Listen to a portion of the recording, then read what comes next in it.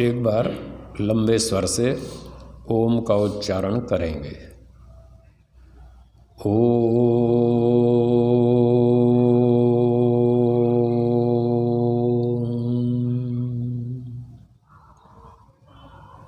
उपस्थित सज्जनों एवं माताओं, सत्यार्थ प्रकाश के दूसरे समोल्लास का अध्ययन हम लोग कर रहे थे। जितना पाठ पढ़ लिया उससे आगे पढ़ता हूँ। मेरी पुस्तक में 37 पृष्ठ है। तो पिछले प्रसंग में बताया था कि हस्तरेखा, भविष्यफल, ज्योतिष, नकली ज्योतिष आदि आदि ये सब बातें झूठ हैं और बच्चों को बचपन से ही ये बातें सिखा देनी चाहिए, बता देना चाहिए कि ये गलत है, ये ठीक है। तो अब उससे आगे मैं पढ़ता हूँ। इत्यादि मिथ्या बातों का उपदेश बाल्यावस्था ही में संतानों के हृदय में डाल दें कि जिससे स्व संतान किसी के भ्रम जाल में पड़ के दुख न पावें और वीर्य की रक्षा में आनंद और नाश करने में दुख प्राप्ति भी जना देनी चाहिए। तो जो आजकल बात चलती है स्कूलों में, कभी कभी लोग ऐसी बात उठाते हैं कि बच्चों को सेक्स एजुकेशन के बारे में बताना चाहिए। तो वो बात ठीक नहीं है, वो शब्द भी गलत है। सेक्स एजुकेशन के बारे में बच्चों को बताएं। हमारे ऋषि लोग कहते हैं ब्रह्मचर्य के बारे में बताएं। ये शब्दों का भी बहुत प्रभाव पड़ता है। अब सेक्स एजुकेशन से कुछ और ही दिमाग बनेगा और ब्रह्मचर्य का नाम लेंगे तो इसका और प्रभाव पड़ेगा। तो बच्चों को ब्रह्मचर्य की शिक्षा देनी चाहिए, वीर्य रक्षा की बात करनी चाहिए और उनको समझाना चाहिए कि ब्रह्मचर्य का पालन करें, उससे बहुत लाभ होता है। आजकल बहुत से डॉक्टर लोग कहते हैं ब्रह्मचर्य का पालन नहीं करना चाहिए, इससे जो है व्यक्ति पागल हो जाता है, डिप्रेशन में चला जाता है और ऐसी ऐसी मूर्खता की बातें करते हैं। तो वेद और ऋषि लोग कहते हैं ब्रह्मचर्य के पालन से बहुत लाभ होता है। मैं अभी पढ़ता हूँ अगला वाक्य, जिससे पता चलेगा कि ब्रह्मचर्य से लाभ होता है। तो वीर्य की रक्षा में आनंद है, ऐसा बच्चों को सिखाना चाहिए और वीर्य का नाश करने में दुख प्राप्ति है, हानि है, ये उनको समझाना चाहिए। आगे लिखते हैं महर्षि जी, जैसे देखो जिसके शरीर में सुरक्षित वीर्य रहता है तब उसको आरोग्य, बुद्धि, बल, पराक्रम बढ़ के बहुत सुख की प्राप्ति होती है। तो इतने लाभ लिखे इन्होंने, महर्षि जी ने। वेदों में ऐसे बहुत से मंत्र आते हैं जो ब्रह्मचर्य का पालन करने की प्रेरणा देते हैं। ब्रह्मचर्येण राजा राष्ट्रम विरक्षति, वेद का ये मंत्र है जिसमें बताया है कि राजा अगर ब्रह्मचर्य का पालन करे, संयमी हो, सदाचारी हो, चरित्रवान हो, तो वो राष्ट्र की रक्षा कर सकता है। तो जैसे हमारी पीछे बात चल रही थी कि माता पिता जो भी बच्चों को सिखाना चाहते हैं पहले वे स्वयं उसका पालन करें। यदि माता पिता स्वयं उसका आचरण करते हैं तो बच्चे देख देख कर उनको सीखेंगे। मनुष्य 80% बातें आँख से देखकर सीखता है, पहले भी चर्चा हुई थी हमारी, और 20% कान से सुनकर। तो जो भी हम सिखाना चाहते हैं बच्चों को, जवानों को, बड़ों को, बूढ़ों को, किसी को भी, वो आँख से सिखाइए, अर्थात वो आँख से देखें, हम वैसा प्रैक्टिकल करें, हमारे आचरण को देखकर फिर वो सीखेंगे। तो राजा भी देश की रक्षा करेगा, तो राजा का आचरण उत्तम होना चाहिए। इसलिए वेद में कहा ब्रह्मचर्येण राजा राष्ट्रम विरक्षति। ब्रह्मचर्य का पालन करके राजा राष्ट्र की रक्षा कर सकता है। और आप महसूस भी करते होंगे, जब श्री लाल बहादुर शास्त्री जी प्रधानमंत्री थे तो उनके चरित्र का जनता पर कितना अच्छा प्रभाव था। सरदार पटेल का बहुत अच्छा प्रभाव था। तो जैसा राजा वैसी प्रजा। तो इसलिए कहा कि राजा यदि ब्रह्मचारी हो, तपस्वी हो, संयमी हो, सदाचारी हो तो प्रजा उसके अनुकूल बनती है, वैसा सोचती है और वैसा करती है। और दूसरे बहुत सारे भ्रष्ट नेता हैं, मैं नाम नहीं लेता किसी का, बहुत लोग जानते ही हैं। जब उनका कोई स्टेटमेंट आता है तो लोग उनको कैसी नज़र से देखते हैं, ये दुष्ट लोग, व्यभिचारी लोग, ये हमको सिखाएंगे, ये क्या सिखाएंगे। तो इसलिए ब्रह्मचर्य का बहुत महत्व है। ब्रह्मचर्येण कन्या युवानम विंदते पतिम। तो कन्याओं के लिए भी ब्रह्मचर्य का विधान है, वो भी गुरुकुल जाएं, पढ़ें, ब्रह्मचर्य का पालन करें, संयमी हों, मन इंद्रियों पर नियंत्रण रखें और पढ़ाई लिखाई करें। विद्या का बल, बुद्धि का बल, शरीर का बल, चरित्र का बल अच्छा बढ़ाएं। और फिर जब युवावस्था आ जाए तब विवाह करें। ऐसे ही ये ब्रह्मचर्य सूक्त है पूरा अथर्ववेद में, उसके ये मंत्र हैं, बहुत अच्छे अच्छे मंत्र हैं। तो ब्रह्मचर्य से आरोग्य बढ़ता है, स्वास्थ्य अच्छा रहता है। और आजकल ये उल्टे पाठ पढ़ा रहे हैं कि इससे व्यक्ति रोगी हो जाता है। तो आरोग्य मतलब स्वास्थ्य, व्यक्ति का स्वास्थ्य अच्छा रहता है। जिसके शरीर में सुरक्षित वीर्य रहता है उसको आरोग्य और बुद्धि, उसकी बुद्धि सूक्ष्म होती है, बुद्धि बढ़ती है और बुद्धि पवित्र होती है उसकी। उसका बल भी बढ़ता है, शारीरिक बल बढ़ता है, पराक्रम बढ़ता है, उसमें उत्साह होता है, वीरता होती है, बड़े बड़े अच्छे अच्छे काम करता है। जिसके शरीर में ब्रह्मचर्य का ताकत होती है वो ये सारे काम करता है। और ये सब बल पराक्रम बढ़ता है और बहुत सुख की प्राप्ति होती है। महर्षि दयानंद जी के जीवन में भी ऐसी बहुत घटनाएं आती हैं। एक बार कोई पंजाब के राजा थे, शायद राजा विक्रम सिंह, तो उन्होंने एक दिन महर्षि दयानंद जी से कहा, भाई स्वामी जी आप ब्रह्मचर्य की बात बहुत सुनाते हैं, कोई ब्रह्मचर्य का चमत्कार भी तो दिखाओ, हैं ब्रह्मचर्य में क्या शक्ति है। तो महर्षि दयानंद ने कहा ठीक है दिखाएंगे कभी। अब वो राजा विक्रम सिंह अपनी बग्घी पर बैठ गए और दो घोड़े उसको खींचने लगे। पीछे से महर्षि दयानंद जी ने उस बग्घी का पहिया पकड़ लिया। आपने ऐसे चित्र भी देखे होंगे। तो पहिया पकड़ लिया, अब बग्घी चले नहीं। तो जो कोचवान था चलाने वाला वो खूब हंटर मारे, घोड़े चले ही नहीं। तो उनको संशय हो गया ये क्या बात है, बग्घी चलती क्यों नहीं, घोड़े ताकत लगा रहे हैं फिर भी नहीं चल रही। तो बताते हैं राजा विक्रम सिंह जी ने पीछे मुड़कर देखा तो पता लगा महर्षि दयानंद जी ने उस बग्घी का एक पहिया पकड़ रखा था। तो उनको समझ में आया कि हाँ ब्रह्मचर्य में क्या शक्ति है। तो बग्घी से नीचे उतरे, पाँव छुए और माफ़ी मांगी, गुरुजी समझ में आ गया ब्रह्मचर्य में कितनी शक्ति है। तो ऐसे शारीरिक बल के बहुत उदाहरण मिलते हैं। एक कोई राजस्थान के राजा थे, राव कर्ण सिंह शायद उनका नाम था। तो उनका महर्षि दयानंद जी से बातचीत चल रही थी और बातचीत में कुछ बात में टकराव हो गया, गर्मा गर्मी हो गई। राजा को आया गुस्सा, उसने अपनी तलवार निकाल ली मारने के लिए। वो दृश्य भी आपने देखे होंगे चित्रों में कि महर्षि दयानंद जी ने तलवार छीन ली और उसको तोड़ दिया, लोहे की तलवार तोड़ दी। बताओ, तो राजा को तो पसीना आ गया, ये आदमी है क्या है, लोहे की तलवार तोड़ दी तो मेरी तो हड्डियों का सुरमा बना देगा। वो इतने घबरा गए, उनको पसीना आ गया। तो ये है ब्रह्मचर्य का बल। ऐसे उससे बल बढ़ता है, वीरता आती है, उत्साह होता है, आनंद होता है, मस्ती होती है ब्रह्मचर्य के पालन करने में।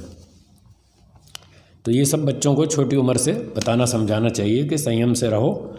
और आगे उपाय भी बताएंगे। तो बुद्धि भी बढ़ती है। कहाँ पर 27 पंडित एक तरफ,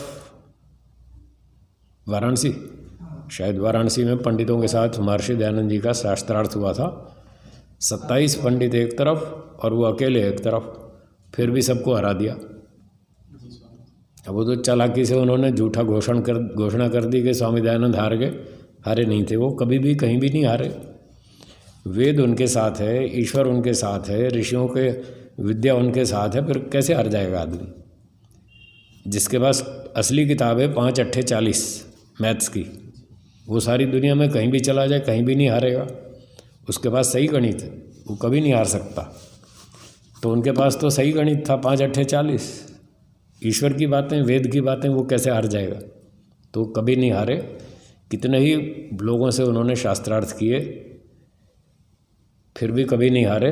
ये बुद्धि का बल उनका बड़ा विचित्र था। सत्यार्थ प्रकाश आप पढ़ के देखिए, इतनी तर्कपूर्ण बातें, इतनी प्रामाणिक बुद्धिमत्ता की बातें और किसी के बस की नहीं, इस तरह से जो लिखे। तो इस प्रकार से बुद्धि बढ़ती है, बल बढ़ता है, पराक्रम वीरता बढ़ती है, उत्साह बढ़ता है, आनंद और मस्ती बढ़ती है व्यक्ति में। इसलिए ब्रह्मचर्य का पालन करना चाहिए और विद्यार्थियों को ये ब्रह्मचर्य शिक्षा देनी चाहिए। सेक्स एजुकेशन नहीं, वो तो गृहस्थ का काम है, वो तो बाद में। फिर कहते हैं इसके रक्षण में यही रीति है कि विषयों की कथा, विषयी लोगों का संग, विषयों का ध्यान, स्त्री का दर्शन, एकांत सेवन, संभाषण और स्पर्श आदि कर्म से ब्रह्मचारी लोग पृथक रहकर उत्तम शिक्षा और पूर्ण विद्या को प्राप्त हो गए। तो ब्रह्मचर्य के पालन में, वीर्य की रक्षा में ये उपाय बताए कि विषयों की कथा।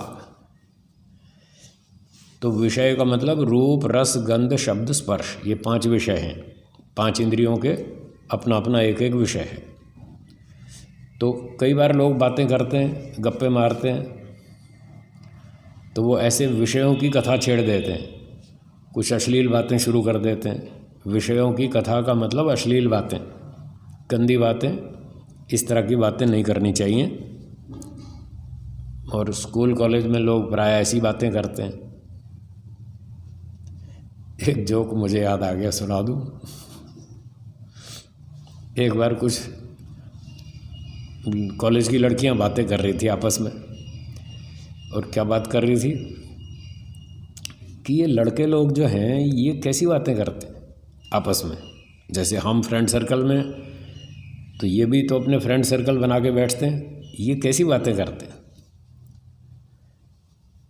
तो दूसरी लड़की ने कहा ये कैसी बातें करते हैं, जैसी हम करते हैं वैसी ये करते हैं। तो उसने कहा हो, फिर तो बड़े बेशर्म होते हैं। फिर तो बड़े बेशर्म होते हैं। लड़के बातें करें तो बेशर्म, और लड़कियां करें तो कोई बेशर्म नहीं। तो ये स्कूल कॉलेज में ऐसी बातें करते हैं, तो उससे ब्रह्मचर्य का पालन नहीं होता। इसलिए महर्षि जी कह रहे हैं कि विषयों की कथा नहीं करनी चाहिए, ऐसी गंदी बातें नहीं करनी चाहिए। विषयी लोगों का संग, जो भोगी विलासी लोग हैं उनके साथ उठना बैठना ठीक नहीं है, उनसे दूर रहो। भोगी विलासी लोगों से दूर रहना चाहिए। विषयों का ध्यान, और बैठ के ध्यान चिंतन मनन करना, ऐसे गंदी बातों का सोचना, वो भी गलत है, उससे भी बचें।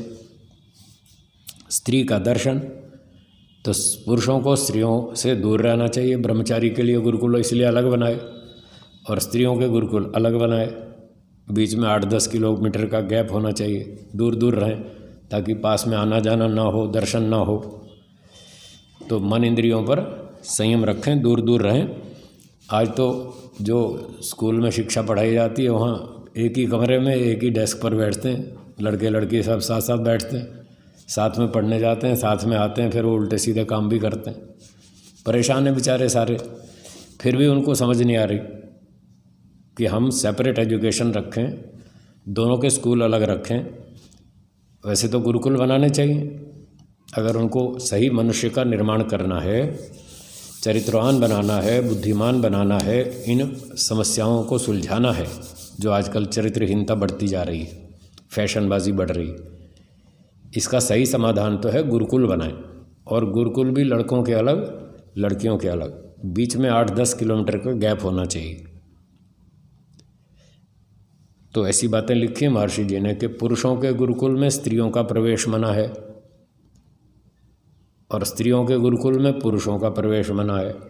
5 साल से बड़ी लड़की पुरुषों के गुरुकुल में नहीं जाएगी, 5 साल से बड़ी उम्र का लड़का कन्याओं के गुरुकुल में नहीं जाएगा, ऐसा नियम। तो इसलिए कह रहे हैं ब्रह्मचर्य का पालन तब होता है जब आपस में एक दूसरे से दूर दूर रहें। उनका दर्शन छुप करके देखना, गलत तरीके से देखना, वो सब ना हो।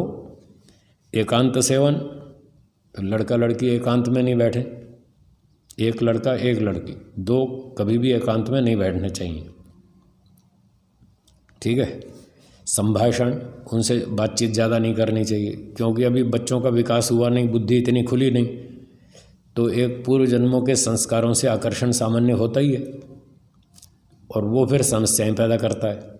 इसलिए कहा उस समस्या से दूर रहो, बातचीत मत करो, एकांत में इकट्ठे मत बैठो लड़का लड़की, और स्पर्श आदि कर्म से ब्रह्मचारी लोग पृथक रहें और एक दूसरे का स्पर्श नहीं करें, छूना नहीं, दूर रहो। जब गुरुकुल भी दूर दूर हैं तो फिर छूने का प्रश्न ही नहीं है। तो ये सारी बातें ब्रह्मचर्य के पालन में आवश्यक हैं, इस तरह से करना चाहिए। और जो लोग आज गुरुकुल में नहीं जा रहे, नगरों में रहते हैं, तो जितना हो सके वो भी यहाँ संयम रखें, स्पर्श से बचें, स्त्रियों के स्पर्श से बचें, पुरुषों के स्पर्श से स्त्रियां बचें, दूर दूर रहें, ठीक है। तो इस प्रकार से प्रयास करें। गंदी फिल्में ना देखें, आजकल के नगर में रहने वाले गंदी फिल्में ना देखें, गंदी बातें ना करें, गंदे गीत ना सुने, खराब लोगों से बातचीत ना करें, पुरुष स्त्रियों की बातें ना करें, स्त्रियां पुरुषों की बात ना करें। जो विद्यार्थी हैं, कम से कम विद्यार्थी काल में तो इतना संयम रखें, जब तक शादी विवाह ना हो जाए तब तक अनमैरिड लाइफ में तब तक इस तरह से रहें। और अकेले कभी नहीं बैठें, एक लड़का एक लड़की ऐसे नहीं बैठे, 2-3-4 लोग हों फिर कोई दिक्कत नहीं। उसमें भी कोशिश करें पुरुष पुरुषों के साथ बैठें, स्त्रियां स्त्रियों के साथ बैठें, अपना अपना फ्रेंड सर्कल अलग होना चाहिए। आजकल ये फ्रेंडशिप की बड़ी समस्या है, ये मेरा फ्रेंड है। अबे फ्रेंड क्या होता है, बेवकूफ़ लोग हैं। फ्रेंड होता है मित्र, और मित्र क्या होता है, पुरुष का मित्र पुरुष होता है, स्त्री नहीं होती है। और स्त्री की जो मित्र होती है वो स्त्री होती है, वो पुरुष नहीं होती है। दोनों की अपने अपने समान लिंग वालों में बैठना होना चाहिए, संगठन होना चाहिए, उनसे मित्रता रखनी चाहिए। तो विपरीत लिंग वालों का ये कोई फ्रेंडशिप नहीं होती। पहले फ्रेंडशिप से बात शुरू होती है, धीरे धीरे वो फिर बिगड़ती जाती है। और अब तो यहाँ तक भी सुनते हैं कि वो टीचर और विद्यार्थी भी आपस में गड़बड़ करते हैं। विद्यार्थी है 18 साल का और कोई लेडी टीचर उसको पढ़ाती है, महिला, तो उन्हीं में गड़बड़ शुरू हो जाती है। अथवा पुरुष टीचर है और कन्या पढ़ने आती है 12, 14, 15, 18 साल की, उनमें गड़बड़ शुरू हो जाती है। तो इसलिए इन सारी समस्याओं से बचना चाहिए।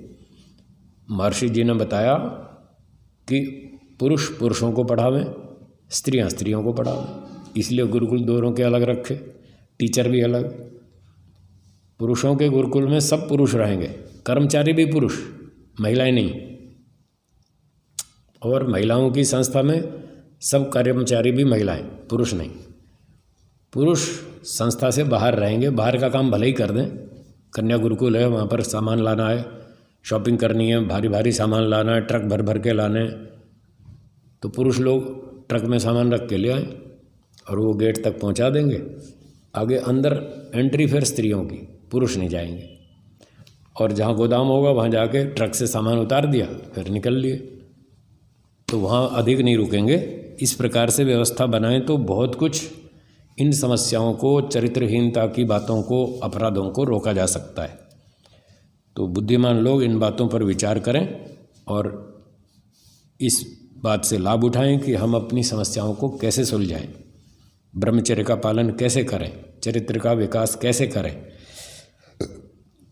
तो ब्रह्मचारी लोग इन चीज़ों से पृथक रहकर उत्तम शिक्षा, तो उत्तम शिक्षा का मतलब है उत्तम आचरण।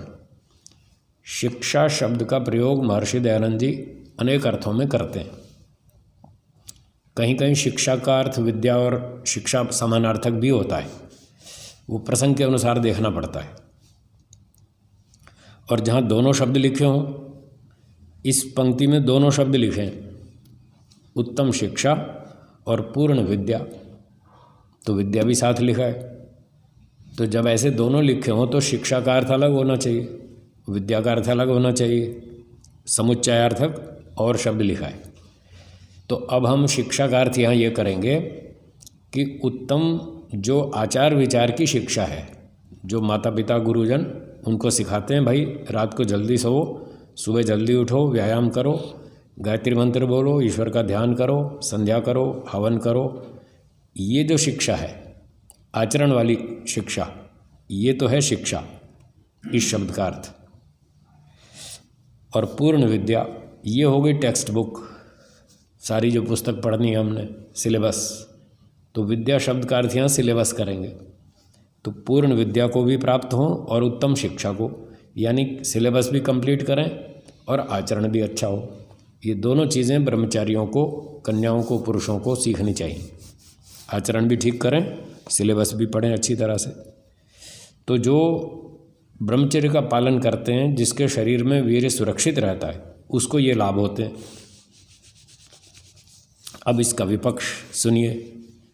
दूसरे पक्ष में जिसके शरीर में वीर्य नहीं होता, वह नपुंसक, महाकुलक्षणी और जिसको प्रमेह रोग होता है, वह दुर्बल, निस्तेज, निर्बुद्धि, उत्साह, साहस, धैर्य, बल, पराक्रम आदि गुणों से रहित होकर नष्ट हो जाता है। ब्रह्मचर्य की हानि की तो ये नुकसान है, ये सारी हानियाँ उठानी पड़ेंगी। तो नपुंसक हो जाएगा, आगे घर गृहस्थी नहीं चला पाएगा। महाकुलक्षणी, उसको लोग अच्छा नहीं मानते, किसी को पता चल जाए ये नपुंसक है, देखना कैसी नज़र से देखेंगे उसको, ये नपुंसक है, ये कोई आदमी है, ये कोई पुरुष है, ऐसे उसको घटिया नज़र से देखेंगे जैसे कुत्ते को देखते हैं या भेड़ बकरी को देखते हैं। मतलब मनुष्यों में उसकी गिनती ठीक से नहीं करते, उसको तो ऐसे बेकार कचरा पेटी और पशु पक्षी जैसा मानते।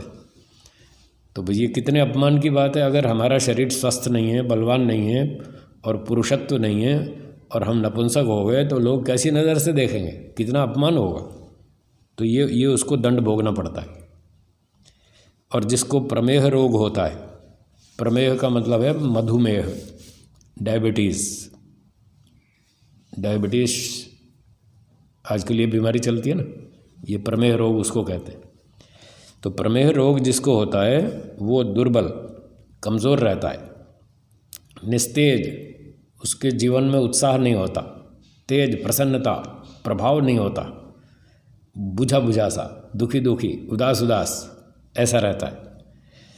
निर्बुद्धि, बुद्धि भी कम हो जाती है, क्योंकि शरीर में रोग होगा तो शरीर काम नहीं करेगा ठीक से, बुद्धि भी काम नहीं करेगी। शरीर स्वस्थ है तो बुद्धि, शरीर सब एक्टिव रहेगा, बढ़िया काम करेगा। अब उसको बीमारियां लग गई डायबिटीज़ जैसी, तो इस प्रकार से उसको ये सारी हानियां होंगी। बुद्धि भी कम चलेगी, उत्साह भी कम रहेगा, साहस भी कम होगा, धैर्य बल भी कम होगा, पराक्रम आदि गुणों से रहित होकर नष्ट हो जाएगा। तो आजकल के जो डॉक्टर मेडिकल वाले हैं और जो वो पढ़ाते सिखाते हैं, तो ये उनकी भूल है, वो अपनी भूल का सुधार करें, गलत चीज़ का प्रचार नहीं करें, वरना ईश्वर नहीं छोड़ेगा, इनको दंड देगा। इनको भी दंड देगा, इन्होंने गलत पाठ पढ़ाए, और इनके गलत पाठ पढ़ने से जो विद्यार्थी लोग भ्रष्ट होंगे और संसारी लोग नष्ट होंगे, उसका भी दंड इनको मिलेगा। और उनको तो मिलेगा ही जो भ्रष्टाचार करेंगे, ब्रह्मचर्य का पालन नहीं करेंगे, उनको ये सारे नुकसान उठाने पड़ेंगे। चलिए आगे बढ़ते हैं। जो तुम लोग सुशिक्षा और विद्या के ग्रहण, वीर्य की रक्षा करने में इस समय चूकोगे, तो पुनः इस जन्म में तुमको यह अमूल्य समय प्राप्त नहीं हो सकेगा। तो माता पिता और गुरुजन विद्यार्थियों को और अपने बच्चों को उनकी समझ के हिसाब से, जैसे जैसे उनकी बुद्धि बढ़ती जाए, समझने लायक हो, तो उम्र के हिसाब से उनको ये बातें सिखाते जाएं। और जैसे ही 12, 14, 15 साल की उम्र में आए तो ये सारी बातें ब्रह्मचर्य की उनको सिखाएं। और ये बताएं कि यदि तुम लोग, इस समय तुम्हारा पढ़ने का समय है, ठीक है ना। बचपन में तो पहला आश्रम ब्रह्मचर्य आश्रम है, उसका मतलब ये विद्या पढ़ो, ईश्वर की उपासना करो और शरीर का बल बढ़ाओ, बुद्धि का बल बढ़ाओ, ये ब्रह्मचर्य के काम हैं। तो ब्रह्मचारियों को इस प्रकार से बताया जाए कि यदि तुम लोग सुशिक्षा और विद्या का ग्रहण इस समय नहीं करोगे, ये तुम्हारा पढ़ने का समय और तुम पढ़ोगे नहीं, ये तुम्हारा अपने बुद्धि, चरित्र, शरीर आदि चीज़ों के विकास का समय है। यदि तुम इस समय इस काम में शक्ति नहीं लगाओगे और बेकार भोगी विलासी बन जाओगे, इधर उधर भ्रष्टाचार करोगे, तो वीर्य की रक्षा करने में अगर इस समय चूक गए, लापरवाही की, तो फिर तुमको इस जन्म में ये अमूल्य समय प्राप्त नहीं हो सकेगा। ये पढ़ने की उम्र है, शरीर को बलवान बनाने की उम्र है। इस समय यदि नहीं किया तो फिर बुढ़ापे में नहीं पढ़ सकते। फिर 40-50 की उम्र में तो फिर संसार के काम गले पड़ जाएंगे, फिर तो गृहस्थी में गए तो और संसार में उलझ जाएंगे। फिर पढ़ने को ना टाइम मिलेगा, न इतनी बुद्धि चलेगी और न इतना स्मृति रहेगी क्योंकि सांसारिक कामों में उलझने के बाद फिर वृत्ति उस तरफ हो जाती है, फिर पढ़ने में रुचि नहीं रहती। कुछ लोगों को पढ़ने की रुचि जागती है 35 साल में, 40 साल में, अब सर पे काम इतने हो जाते हैं उनको टाइम नहीं मिलता। पढ़ना चाहते हैं, पढ़ने को टाइम नहीं मिलता, घर की ड्यूटी है, ऑफिस की ड्यूटी है, पैसे कमाना है, घर चलाना है, परिवार चलाना है, तो उनको सुविधाएं नहीं मिलती। अब वो पछताते हैं कि हमने बचपन में पढ़ाई नहीं की, हम मूर्ख रहे, मार खा गए, उस समय पढ़ लेते तो आज ये समस्या नहीं आती। तो इसलिए बचपन से उनको बताना चाहिए बच्चों को कि अभी आपके विकास का समय है, अभी सारा दिमाग इसी में लगाओ, पूरी शक्ति इसी काम में लगाओ। बाकी खाने पीने के लिए सारा जीवन पड़ा है, खाते रहना, गप मारते रहना, बहुत टाइम पड़ा है। और गृहस्थी किस लिए? इसीलिए तो है, ये तो गृहस्थ के काम। अभी तो ये पढ़ने लिखने और शरीर को, बुद्धि को बलवान बनाने की परिस्थितियां इस समय हैं। ये इस समय ये काम करना चाहिए। और माता पिता उनको ये बताएंगे कि जब तक हम लोग गृह कर्मों के करने वाले जीते हैं तभी तक तुमको विद्या ग्रहण और शरीर का बल बढ़ाना चाहिए। तो अभी तुम्हें घर की चिंता नहीं करनी है। घर की चिंता, पैसे कमाना, घर चलाना, वो सब हम कर लेंगे, हम बैठे तो हैं और हम गृहस्थी हैं, हमारा और क्या काम? यही काम है। तुम ये पैसे कमाना, घूमना फिरना, सैर सपाटे की अभी इच्छा रुचि मत रखो। अभी तुम्हारा समय नहीं आया इस काम का, जब आएगा तब घूम लेना, खा लेना, पी लेना। अभी तो हम घर की टेंशन तो हम संभाल लेंगे, तुम तो अपनी पढ़ाई करो। इस तरह से माता पिता बच्चों को सिखाएं, गुरुजन भी बताएं कि हम घर के काम कर लेंगे, तुम तो विद्या पढ़ो, शरीर का बल बढ़ाओ। इसी प्रकार की अन्य अन्य शिक्षा भी माता और पिता करें। तो और भी जो अच्छी अच्छी बातें हैं उनको सिखाएं कि तुम अपना ध्यान इस काम में लगाओ, पड़ोस की चिंता मत करो, पॉलिटिक्स की चिंता मत करो, देश की चिंता मत करो, अभी वो समय नहीं आया।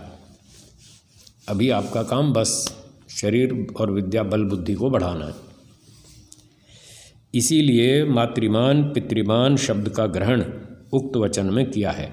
तो सबसे पहले जो इस समोल्लास में हमने पढ़ा था, मातृमान पितृमान आचार्यवान पुरुषो वेद, तो ये इसीलिए बताया था कि माता पिता बचपन में घर में बच्चों को अच्छी अच्छी शिक्षा देवें, अच्छी अच्छी बातें सिखाएं, अच्छे अच्छे मंत्र श्लोक सिखाएं हैं और उनको सभ्यता सिखाएं, उठना बैठना सिखाएं, बोलना चालना सिखाएं, लेन देन करना सिखाएं, संदेश देना और लेना सिखाएं। ये सारी चीज़ें माता पिता बचपन में उनको सिखाएं। जब गुरुकुल गए तो गुरुजी उनको सिखाएंगे आगे की बातें। तो अब कह रहे हैं कि इसीलिए मातृमान पितृमान शब्द का ग्रहण उक्त वचन में किया है, अर्थात जन्म से 5वें वर्ष तक बालकों को माता, लो आ गया स्पष्टीकरण भी आ गया। मैंने शुरू में कहा ही था बच्चा 5 साल तक छोटा होता है, माँ के पास रहता है, तो महर्षि जी ने भी कह दिया कि 5 वर्ष तक बालकों को माता शिक्षा करे, 6 वर्ष से 8वें वर्ष तक पिता शिक्षा करे। ठीक, और 9वें वर्ष के आरंभ में द्विज अपने संतानों का उपनयन करके आचार्य कुल में, अर्थात जहाँ पूर्ण विद्वान और पूर्ण विदुषी स्त्री शिक्षा और विद्यादान करने वाली हों, वहाँ लड़के और लड़कियों को भेज दें। तो 9वें वर्ष में गुरुकुल भेज दें। पुरुष पुरुषों के गुरुकुल में जाएंगे, कन्याएं कन्याओं के गुरुकुल में, दोनों अलग अलग होंगे।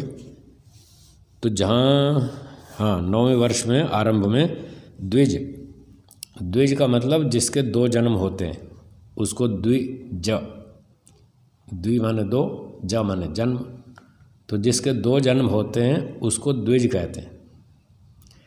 पहला जन्म तो माता से होता है, सबका शरीर माता से तैयार होता है, तो वो पहला जन्म हो गया। और दूसरा जन्म होता है विद्या रूपी माता से। पहला अपनी जननी से और दूसरा विद्या रूपी माता से व्यक्ति का जन्म होता है। तो विद्या से जन्म कब होता है? जब व्यक्ति विद्या पढ़ के स्कॉलर बनता है, स्नातक हो जाता है।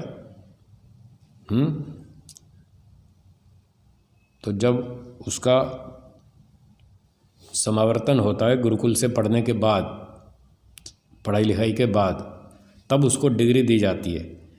तो जिसकी जैसी पढ़ाई लिखाई योग्यता बनी उसको वो डिग्री दी जाती है। तो उसका वो दूसरा जन्म है, उसमें विद्या माता होती है और वो विद्यार्थी जो तैयार हुआ वो उसका पुत्र होता है। तो ऐसे उसके 2 जन्म हो गए।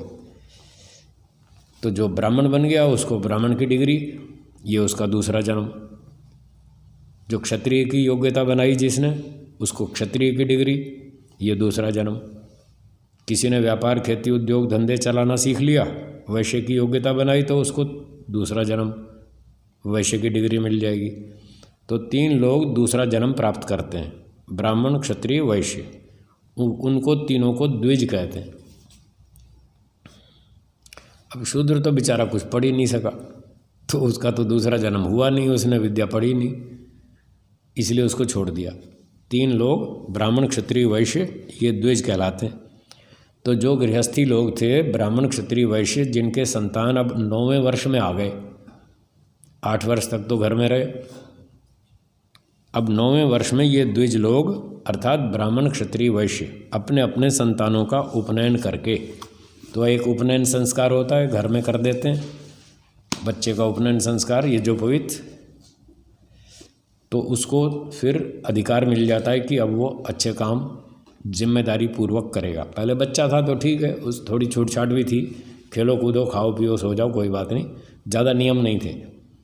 अब आपके ऊपर विधिवत नियम लगेंगे, आपको पढ़ाई करनी है। उपनयन संस्कार में 3 धागे होते हैं। उपनयन में जो यज्ञोपवीत पहना जाता है उसमें 3 धागे होते हैं। ये 3 धागे उसको बताते हैं कि अब आपके ऊपर पढ़ाई लिखाई लागू होने वाली है, अब आप तैयार हो जाओ। तो 3 वस्तुओं को आपको जानना है, ईश्वर, आत्मा, प्रकृति, इन 3 चीज़ों को जानना है। ये 3 धागे इस बात का संकेत है, क्योंकि ये विद्या से संबंधित है। यज्ञोपवीत, उसको विद्या पढ़ने का एक अधिकार दिया जा रहा है कि अब आप विद्या पढ़ सकते हैं, आपको यज्ञोपवीत दिया जाता है, ये आपका एक सर्टिफिकेट है, एक रजिस्ट्रेशन है विद्या पढ़ने के लिए। और एक उसकी चोटी रख देते हैं पीछे, शिखा।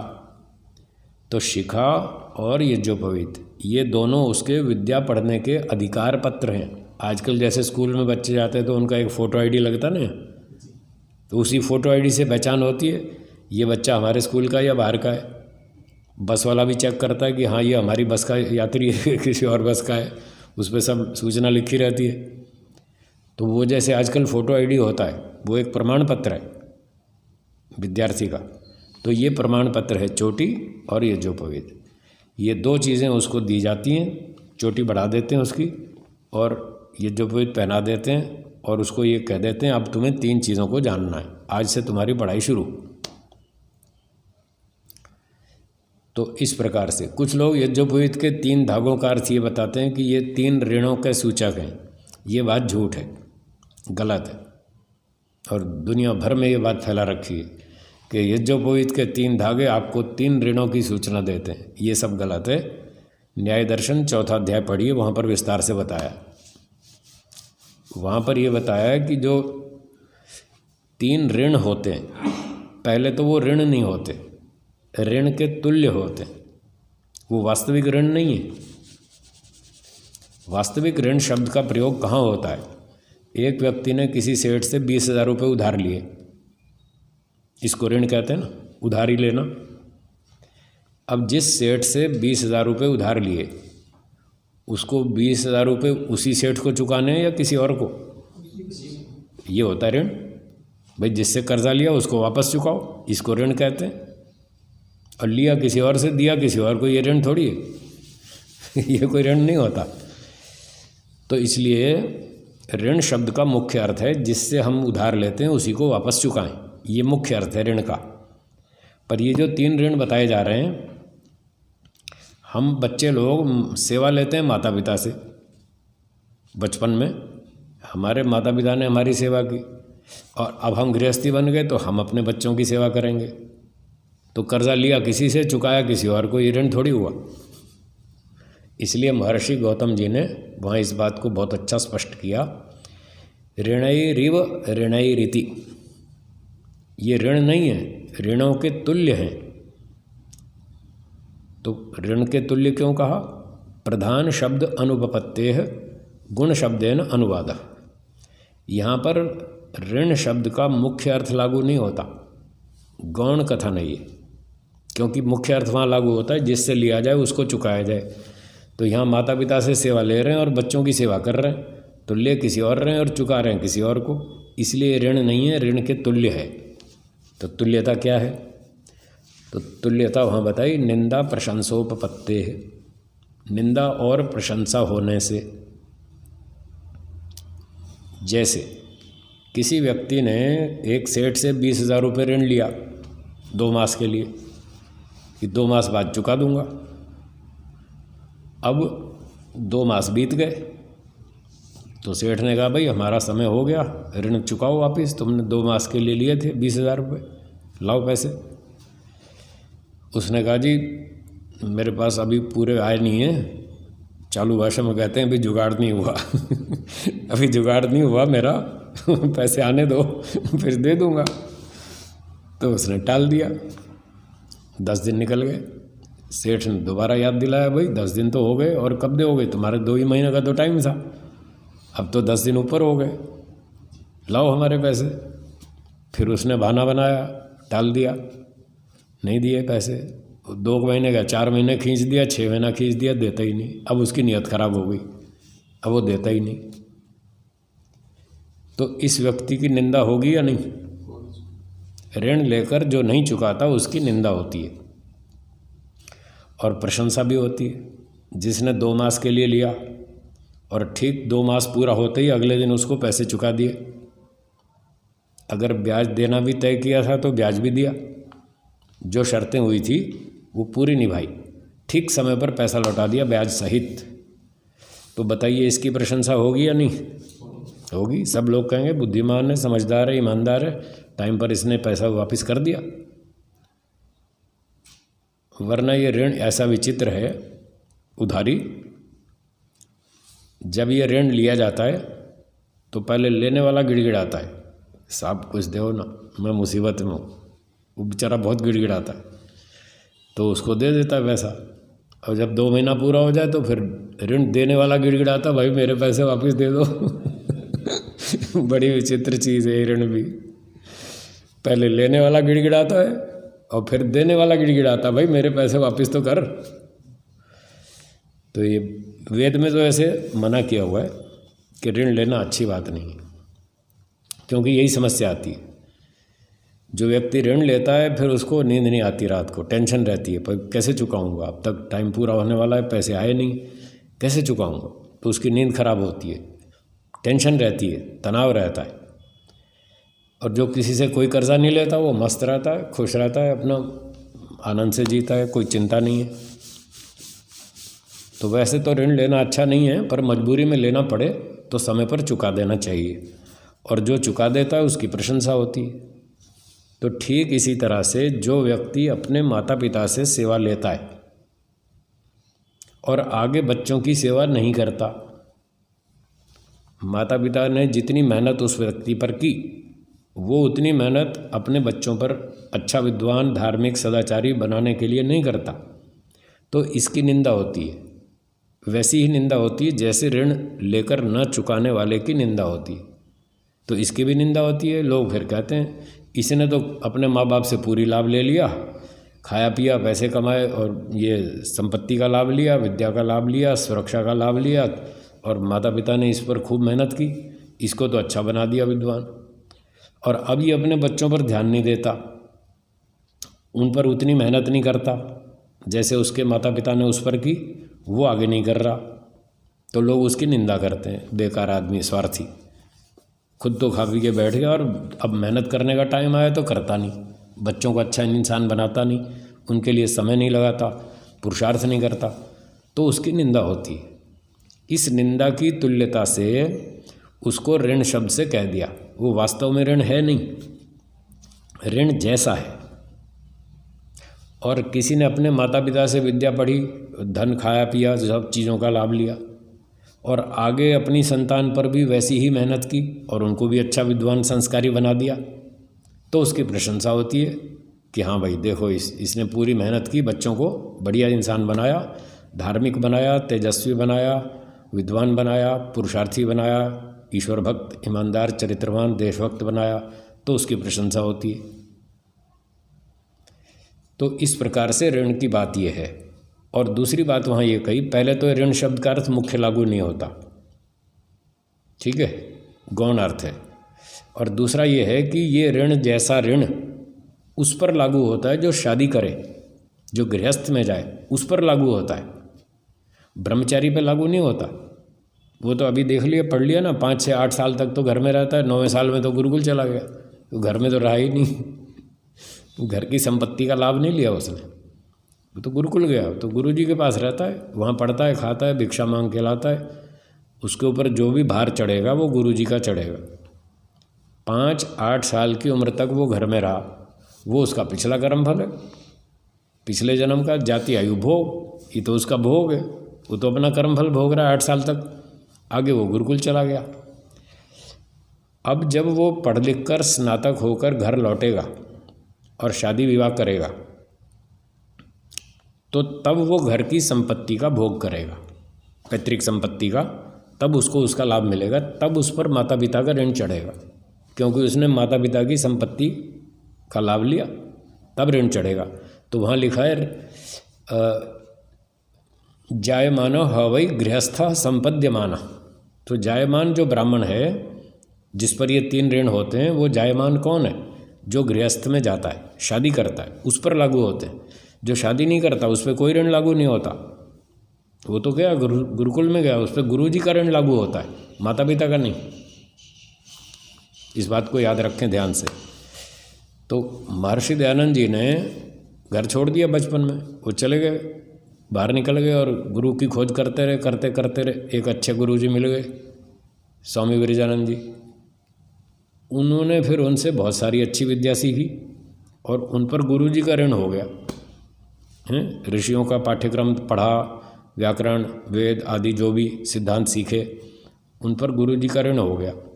माता पिता का कोई ऋण नहीं, क्योंकि घर लौटे नहीं, शादी की नहीं, घर गृहस्थी बसाई नहीं, घर की संपत्ति का लाभ लिया नहीं, तो उन पर माता पिता का कोई ऋण नहीं।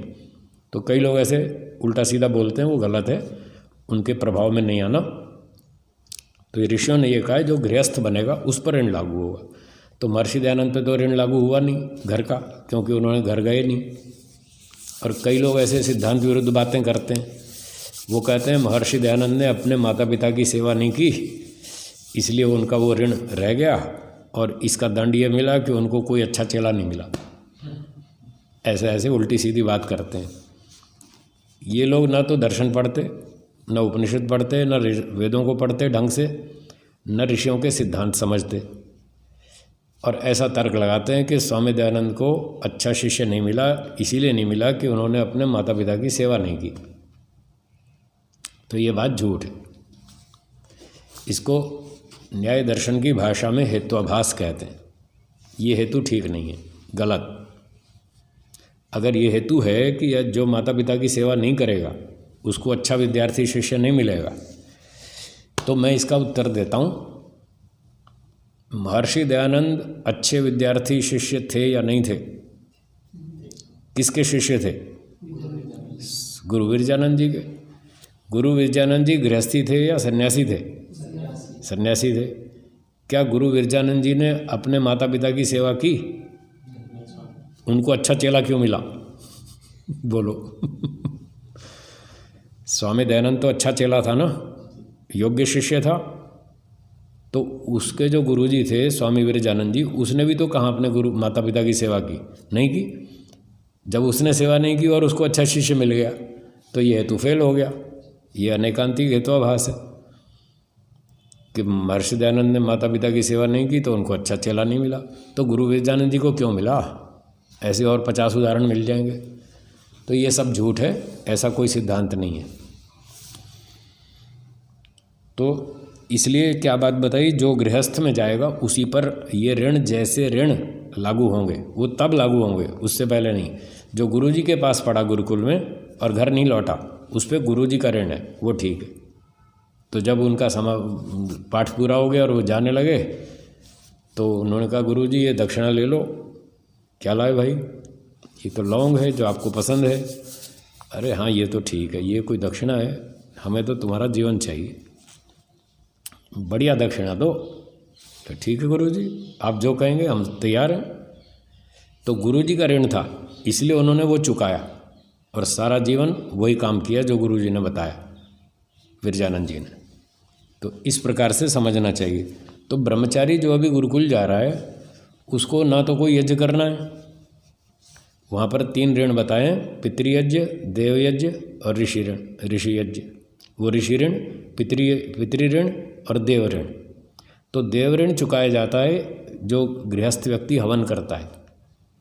पूर्णमास यज्ञ है, अमावस्या का यज्ञ है और ऐसे ऐसे और बड़े बड़े पुत्र कामेष्टि आदि, और जो भी उसके सांसारिक सुख प्राप्त करने के यज्ञ होते हैं वो यज्ञ करता है और इन पंचमहाभूत का लाभ उठाता है, इनका अच्छी तरह से भोग करता है, फिर उस पर ऋण चढ़ता है। तो उसका काम है शुद्धि करना, वो तो गृहस्थ के बाद करेगा। ठीक है, बच्चों का पालन भी गृहस्थ के बाद करेगा। तो वो तो सारे काम उसको गृहस्थ के बाद ही सारे लागू होते हैं। इसलिए ब्रह्मचारी पर ये 3 ऋण लागू नहीं होते। तो जो लोग इस तरह की व्याख्या करते हैं वो ठीक नहीं है, उसको आप अच्छी तरह समझ लें। बल्कि ये विद्या प्राप्ति का सूचक है। तो विद्या प्राप्ति में बताया जाता है कि आपको 3 तत्वों का ज्ञान प्राप्त करना है, इसलिए 3 धागे ये सूचना दे रहे हैं। तो विद्विज लोग अपने संतानों का उपनयन करके, और जहाँ पूर्ण विद्वान और पूर्ण विदुषी स्त्री, तो कन्या गुरुकुल में जहाँ पूर्ण विदुषी स्त्रियाँ हों, जिनका आचार विचार अच्छा हो, वेदों का अध्ययन हो और बढ़ाने में समर्थ हों, योग्य हों, कन्याओं को तो वहाँ भेज दे।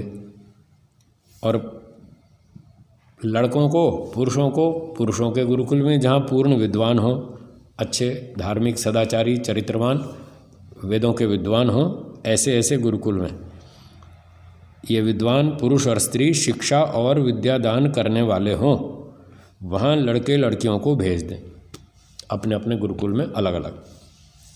तो वो शिक्षा भी देंगे, आचरण भी सिखाएंगे, जल्दी सोना, जल्दी उठना, व्यायाम करना है, स्नान करना, साफ सफाई रखना, हवन करना, ठीक से खाना, अनुकूल भोजन खाना, मात्रा से खाना, अधिक नहीं खाना, सारा आचरण सिखाएंगे। और विद्यादान और सिलेबस पढ़ाएंगे, जो भी व्याकरण दर्शन आदि है, तो वहाँ वहाँ उनको भेज दें। और शूद्र आदि वर्ण उपनयन किए बिना विद्याभ्यास के लिए गुरुकुल में भेज दें। और जो छोटे स्तर के लोग हैं, शूद्रों के बच्चे, वो इतने इंटेलिजेंट नहीं होते, उनकी योग्यता बुद्धि कम होती है, क्योंकि घर में माता पिता खुद ही ज़्यादा पढ़े लिखे नहीं हैं, तो वो बच्चे को क्या अच्छा संस्कार दे पाएंगे। तो वो इतने योग्य नहीं होते, कम योग्यता वाले होते हैं, इसलिए उनको भी गुरुकुल तो भेजना है, बस उनको उपनयन नहीं कराएंगे, यज्ञोपवीत नहीं कराएंगे, क्योंकि फिर उसको संभालना भी पड़ता है, उसकी पवित्रता का भी ध्यान रखना पड़ता है, टूटे फूटे नहीं, मुंह में चबाए नहीं। अब शूद्र का बच्चा तो उसको खेल कूद करेगा, उसको मुंह में चबाएगा तो उसमें इतने नियम मालूम नहीं होते, इतनी बुद्धि नहीं होती, और बताने पर भी वो मानता नहीं। वो तो चंचल बच्चे होते हैं, कुछ भी करेंगे, इसलिए उनको मना कर दिया। शूद्र के बच्चे को उपनयन ना कराएं, इसलिए लिखा बिना वर्ण शूद्र आदि वर्ण उपनयन किए बिना। अब विद्याभ्यास के लिए गुरुकुल में भेज दें, गुरुकुल में तो भेजना है, सबके बच्चों को भेजना है, शूद्र के भी, ब्राह्मण के भी, क्षत्रिय के भी, वैश्य के भी। गुरुकुल में सब जाएंगे, सबको पढ़ने का अधिकार, सबको अवसर मिलेगा, अपना पुरुषार्थ चमकाओ, सबको चांस मिलेगा। पर वो बच्चे की योग्यता कम होने से उसको उपनयन नहीं कराएंगे, भेज देंगे। फिर वहाँ सबकी परीक्षा होगी, कौन कैसा बुद्धिमान है, कितना पढ़ता है, नहीं पढ़ता है। अब मान लो क्षत्रिय का बेटा गया और उसके संस्कार अच्छे नहीं हैं, मेहनती नहीं है, आलसी है, प्रमादी है, घर में भी बदतमीजी करता था, अब गुरुकुल भेज दिया। अब वहाँ वो टाइम बर्बाद करता है, इधर उधर खेलता कूदता रहता है, पढ़ता है नहीं। तो 1 साल देखा, 2 साल देखा, 3 साल देखा, पढ़ता ही नहीं, चलो भाई इसको बाहर निकालो, रिजेक्ट। आज भी स्कूल में कोई विद्यार्थी किसी क्लास में फेल हो जाता है, मान लो 6ठी में फेल हो गया, तो उसको अगले साल फिर 6ठी में दोबारा पढ़ाएंगे, 2 साल, फिर परीक्षा ली, फिर फेल हो गया, 1 बार और, 3 बार उसको चांस दिया जाता है। जो 3 बार लगातार 6ठी क्लास में फेल हो जाए, फिर उसको रेस्टिकेट कर देते हैं, जाओ छुट्टी, तुम्हारी बुद्धि नहीं चलती है और हमारा इतनी मेहनत बेकार जा रही है, अध्यापकों की पढ़ा पढ़ा के थक गए, तुम्हारी समझ नहीं आती, जाओ। वो शूद्र घोषित हो गया, ऐसे उसको शूद्र घोषित किया जाता है। तो क्षत्रिय का बेटा अगर नहीं पढ़ता, उसको शूद्र बना देंगे। शूद्र मतलब लेबर क्लास, जाओ तुम मजदूरी करो, हाथ से काम करो, पाँव से काम करो, खेती करो, दुकान मकान बनाओ, ईंट पत्थर ढो, तुम्हारा दिमाग काम नहीं करता, तुम शारीरिक श्रम करो, उसको कहते हैं शूद्र घोषित करना। तो क्षत्रिय का बेटा अगर नहीं पढ़ेगा, उसको शूद्र बना देंगे, ब्राह्मण का बेटा नहीं पढ़ेगा, उसको शूद्र बना देंगे, और शूद्र का बेटा नहीं पढ़ता तो वो शूद्र पहले से ही था, उसको फिर पूरी तरह घोषित कर देंगे। पर चांस तो दिया था, अवसर दिया था उसको, भाई तुम पढ़ो, अगर तुम्हारी बुद्धि चलती है तो आगे बढ़ा देंगे। यदि शूद्र परिवार से आया बच्चा मेहनत करता है और डिसिप्लिन में रहता है, अच्छे संस्कार हैं उसके पूर्व जन्म के, तो उसको फिर आगे प्रमोशन हो जाएगा, वो आगे पढ़ता जाएगा। 2-4 साल 5 साल में जब बुद्धि अच्छी बढ़ जाए तो उसको ये जो पोस्ट भी दे देंगे, वो भी सुविधा पूरी कर देंगे, भाई ये डिसिप्लिन में रहता है, ये इसको बिगाड़ेगा नहीं, संभाल के रखेगा, तो ये जो पोस्ट भी करा देंगे, उसको आगे प्रमोशन होती जाएगी। पढ़ लिख के वो एक डॉक्टर जैसी योग्यता बना ली उसने, तो उसको वो डिग्री दे देंगे। इसलिए महर्षि मनुज ने कहा है शूद्रो ब्राह्मणताम एति ब्राह्मणश्चैति शूद्रताम। ये कोई जन्म से फिक्स नहीं होता कि ब्राह्मण का बेटा ब्राह्मण ही रहेगा हमेशा, ये पौराणिक लोगों ने गलत परंपरा चलाई, ये न्याय नहीं है, ये विरुद्ध बात, वेदों के विरुद्ध है, न्याय से विरुद्ध बात है। जन्म से कोई ब्राह्मण क्षत्रिय वैश्य शूद्र नहीं होता, गुण कर्म योग्यता से निर्णय होता है। तो यदि शूद्र का बेटा जाकर पढ़ लिख ले, विद्वान बन जाए, तो उसको वो वर्ण घोषित कर दिया जाएगा, वो डिग्री दी जाएगी जैसी उसकी योग्यता बनी। तो इस प्रकार से सब बदल सकते हैं गुण कर्म योग्यता के आधार पर। तो इस प्रकार से गुरुकुल में सबको भेजेंगे, ठीक है। अच्छा, अब आगे कहते हैं उन्हीं के संतान विद्वान, सभ्य और सुशिक्षित होते हैं, जो पढ़ाने में संतानों का लाड़न कभी नहीं करते, किंतु ताड़ना ही करते रहते हैं। तो अब एक बात चल रही है आजकल दंड व्यवस्था की, विद्यार्थियों को दंड मत दो, आजकल ये कानून बना दिया, सुना है मैंने, स्कूल कॉलेज में ये नियम बना दिया कि विद्यार्थियों को अध्यापक लोग दंड नहीं दे सकते, उनको थप्पड़ नहीं मार सकते, उनको डंडा नहीं मार सकते, कोई भी दंड नहीं दे सकते। और अब उनके माता पिता भी ऐसे उखड़ते जा रहे हैं। मान लो किसी बच्चे को टीचर ने थप्पड़ मार दिया, उसने काम ठीक नहीं किया या बदतमीज़ी की, दूसरे के साथ मारपीट की, उसको टीचर ने 2 थप्पड़ मार दिए, वो घर जाके शिकायत कर देता है, उसके पेरेंट्स झगड़ा करने आ जाते हैं टीचरों के साथ, स्कूल एडमिनिस्ट्रेशन के साथ, आपने हमारे बच्चे को हाथ कैसे लगाया, आपने पीटा कैसे, उस पर पुलिस केस कर देंगे। और जबकि पहले तो लोग क्या करते थे, अगर कोई बच्चा गड़बड़ करे और पेरेंट्स को पता चल जाए तो स्कूल जाके टीचर्स को बोलते थे इसको खूब ठोको, तब तक ठोको जब तक ये सुधरे नहीं। पहले पेरेंट्स ऐसा बोलते थे कि इस नालायक को ठोको, इसको अच्छी तरह दंड दो, तब तक दंड दो जब तक ये सुधर नहीं जाए, और खुद भी ठोकते थे, खूब पीटते थे बच्चों को जब बदतमीजी करते थे उनको। तो अब ये उल्टा हो गया, तो उसका परिणाम क्या होगा, बच्चे बिगड़ेंगे। ये कानून विदेशों से आया, यूरोपियन कंट्रीज से, वहाँ से आया, पश्चिमी सभ्यता से। वहाँ बच्चों को दंड नहीं देते। वहाँ तो हमने सुना है कि कोई 12 साल के बच्चे को थप्पड़ मार दे तो उसको तो जेल हो जाती है, उसका अड़ोसी पड़ोसी कोई पुलिस में रिपोर्ट कर दे कि साहब अपने बच्चे को पीट रहा है, तो पुलिस आ जाएगी और उसको पकड़ के ले जाएगी। तो वहाँ ये कानून है कि बच्चों को पीटना नहीं है। तो ये कानून ठीक नहीं है, गलत। देखो महर्षि जी कह रहे हैं कि जो संतानों का लाड़न कभी नहीं करते किंतु ताड़ना ही करते हैं, उन्हीं के संतान विद्वान, सभ्य और सुशिक्षित होते हैं। उन्हीं के बच्चे अच्छे बनते हैं जो उनको यथापराध दंड दिया जाता है। इसलिए मैं कहता हूँ दंड के बिना कोई सुधरता नहीं। दुनिया में एक भी अध्यापक आपको नहीं मिलेगा जो बिना गुस्सा किए पाठ पढ़ा दे।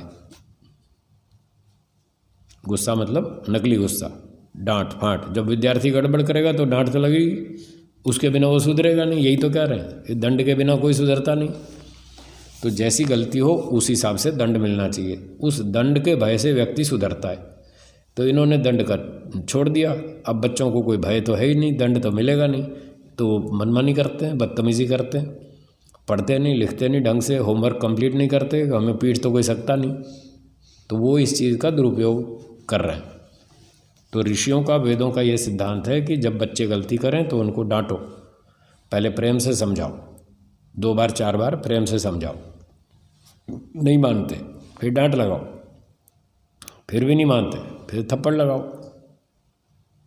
उनको दंड दो, खाना बंद कर दो हैं, और उनकी सुविधाएं कम कर दो, टीवी, कंप्यूटर, मोबाइल वगैरह सुविधाएं कम कर दो। किसी भी तरह का उनको दंड देना है ताकि वो सुधरें।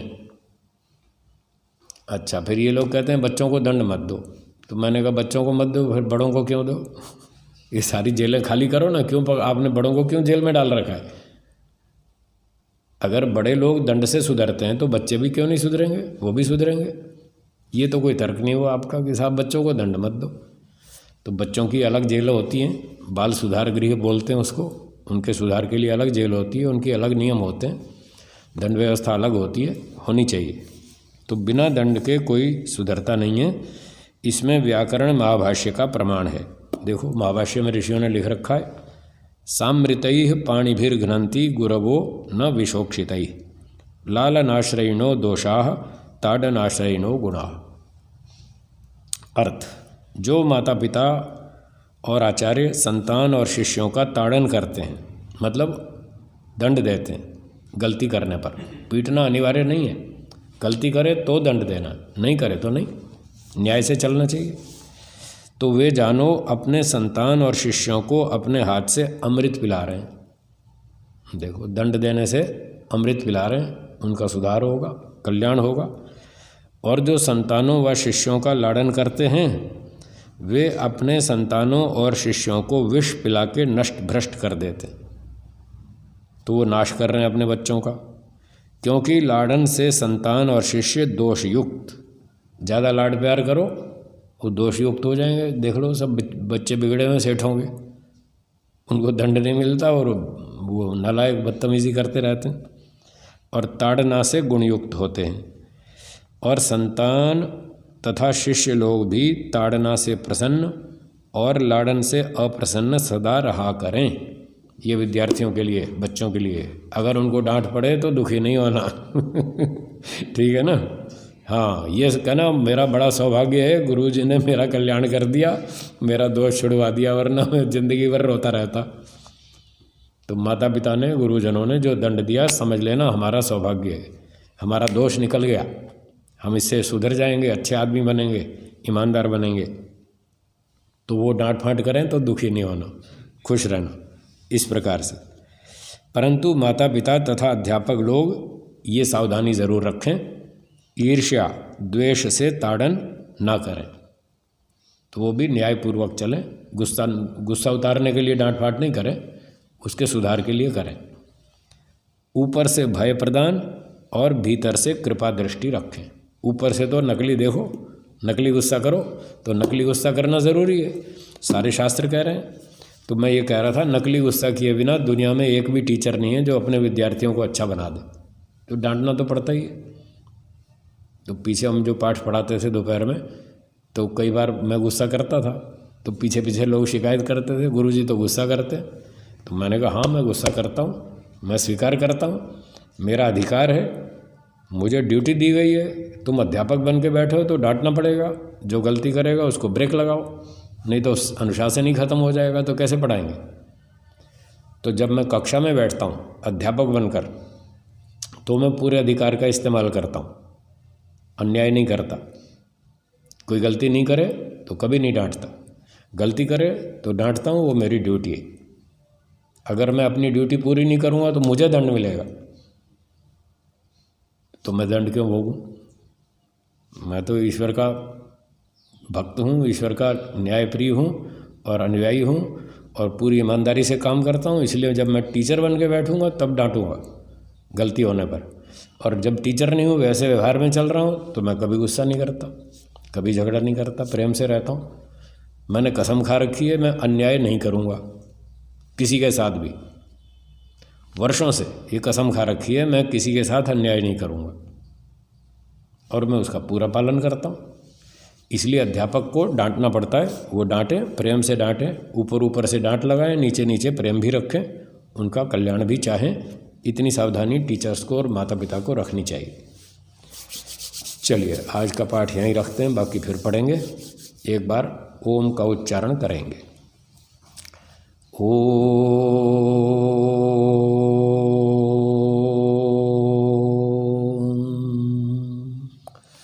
सर्वेभ्यो नमः। सबको सादर नमस्ते जी। धन्यवाद।